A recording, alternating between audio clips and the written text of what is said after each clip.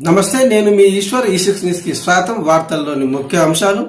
వచ్చే నెల సెప్టెంబర్ నుంచి రేషన్ బియ్యం కోసం ఇంటి నుంచి బ్యాగులు తీసుకువెళ్లవలసిన అవసరం లేకుండా తెలంగాణ రాష్ట్ర ప్రభుత్వమే రేషన్ కార్డుదారులకు వచ్చే నెల బియ్యంతో పాటు పర్యావరణ బ్యాగులు పంపిణీ చేయనున్నది. ఈ మేరకు జిల్లా పరిధిలోని ఎంఎల్ఎస్ పాయింట్ల గోదాములకు ఇప్పటికే ఈ బ్యాగులు చేరుకున్నాయి.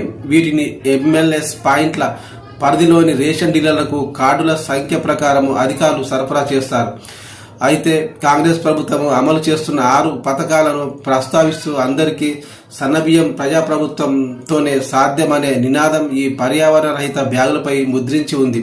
ప్లాస్టిక్ వాడకాన్ని తగ్గించడం కోసం ప్రభుత్వమే పర్యావరణ రహిత బ్యాగులను అందజేయబోతోంది. వచ్చే నెలలో అందజేసే ఈ సంచులను ప్రతి నెల బియ్యం కోసం వెళ్లేటప్పుడు తీసుకుపోతే ప్లాస్టిక్ బ్యాగుల వాడకం తగ్గుతుందని ప్రభుత్వం భావిస్తోంది.